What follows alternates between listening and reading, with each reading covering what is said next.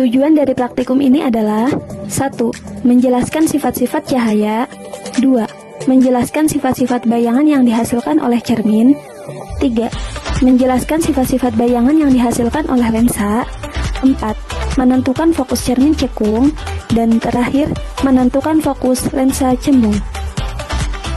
Percobaan pertama adalah pemantulan pada cermin datar. Apa itu pemantulan pada cermin datar? Pemantulan pada cermin datar adalah peristiwa ketika cahaya mengenai permukaan cermin yang rata dan halus, kemudian dipantulkan kembali dengan arah yang teratur. Langkah-langkah pengamatan. Langkah pertama, menyusun lampu senter dan celah cahaya di depan cermin datar. Pada tahap ini, saya menyusun lampu senter dan celah cahaya, yang dalam percobaan ini saya menggunakan sisir di depan cermin datar. Tujuannya adalah agar sinar yang mengenai cermin memiliki arah yang jelas sehingga mudah diamati jalurnya. Perubahan arah sinar yang terjadi ketika menyentuh cermin merupakan dasar untuk memahami hukum pemantulan. Dengan susunan ini, berkas cahaya yang datang menuju cermin tampak lebih terfokus dan mudah diamati. Langkah kedua, menyalakan lampu senter dan mengamati jalannya berkas cahaya sebelum dan sesudah mengenai cermin datar. Di sini dapat kita lihat sinar datang menuju permukaan cermin lalu dipantulkan kembali. Dengan menggunakan busur derajat, sudut datang dan sudut pantul dapat diukur dan terlihat bahwa keduanya memiliki besar yang sama. Hal ini membuktikan bahwa sudut pantul dan sudut datang membentuk sudut yang sama besarnya terhadap garis normal. Jadi kesimpulannya adalah sudut I sama dengan sudut R. Untuk memperjelas lintasan sinar datang dan sinar pantul, saya menggunakan laser dan mengarahkannya ke permukaan cermin datar. Dengan bantuan busur derajat yang diletakkan di depan cermin, saya mengatur sudut datang pada beberapa posisi yaitu 90 derajat, 30 derajat, dan 60 derajat. Laser menghasilkan berkas cahaya yang lurus dan tipis, sehingga jalur sinar sebelum dan sesudah menyentuh cermin tampak jelas. Dan hasil pengamatan menunjukkan bahwa ketika I atau sudut datang 90 derajat diperoleh R atau sudut pantul juga 90 derajat. Ketika I atau sudut datang 30 derajat diperoleh R atau sudut pantul juga 30 derajat. Ketika I atau sudut datang 60 derajat diperoleh R atau sudut pantul juga 60 derajat. Dari ketiga percobaan tersebut, dapat disimpulkan bahwa sudut datang selalu sama dengan sudut pantul sesuai dengan hukum pemantulan cahaya. Percobaan selanjutnya, meletakkan sebuah benda, dalam hal ini saya menggunakan lilin kecil di depan cermin datar, dan mengamati bayangannya selama benda itu digeser-geserkan di depan cermin datar. Kemudian, saya akan mencatat bagaimana sifat-sifat bayangan yang dibentuk oleh cermin datar. Ketika saya meletakkan benda atau lilin di depan cermin datar, bayangan yang terbentuk adalah ukuran bayangan sama besar dengan bendanya. Bayangan tegak atau tidak terbalik, dan bayangan bersifat maya atau tidak dapat ditangkap pada layar. Saat saya geser lilinnya, bayangannya pun ikut bergeser mengikuti benda aslinya. Dan ketika saya dekatkan, bayangan juga ikut mendekat.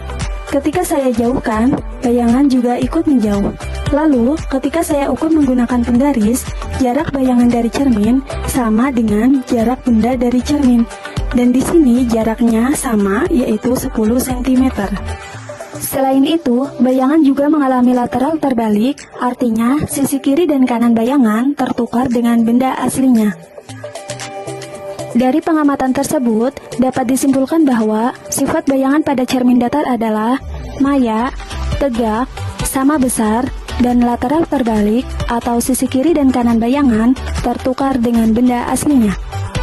Percobaan selanjutnya adalah pemantulan pada cermin cimbung. Apa itu pemantulan pada cermin cimbung? Pemantulan pada cermin cimbung adalah peristiwa ketika cahaya mengenai permukaan cermin yang melengkung keluar atau cembung dan dipantulkan kembali sehingga berkas cahaya menyebar. Ketika saya dekatkan cermin cembung ke lilin, cahaya tersebut akan dipantulkan dan sinar pantul akan menyebar. Bayangan pun selalu berada di belakang cermin. Dapat dilihat pada layar putih, cahaya tampak menyebar, lalu ketika saya jauhkan cermin cembung, cahayanya pun menyebar makin luas.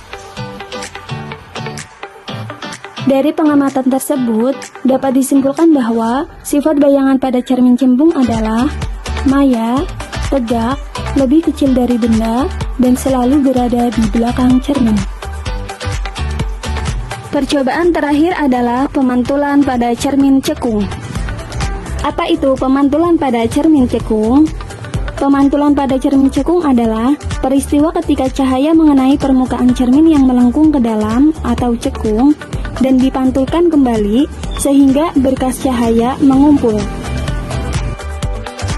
Ketika saya dekatkan cermin cekung ini di depan lilin, dapat terlihat bahwa cahayanya terkumpul dan terfokuskan pada satu titik.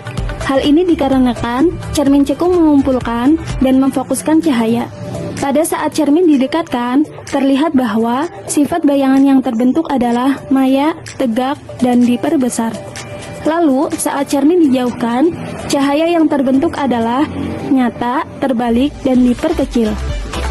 Dan kemudian, saat cermin cekung ada di tengah-tengah, bayangan yang terbentuk adalah nyata, terbalik, dan diperbesar. Dari berbagai posisi pengamatan tersebut, dapat disimpulkan bahwa sifat bayangan pada cermin cekung dapat berbeda-beda. Namun secara umum, dapat bersifat maya, tegak, dan diperbesar jika benda berada di antara cermin dan titik fokus.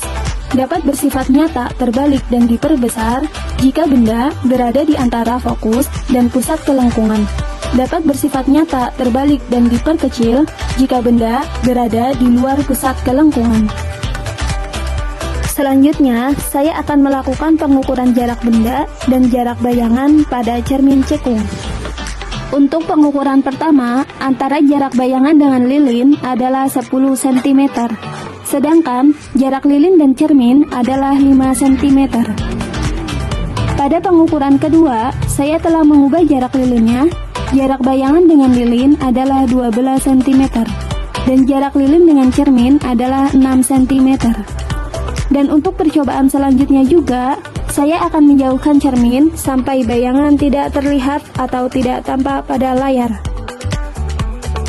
Di sini, untuk jarak 30 cm, bayangan masih terlihat namun agak pudar.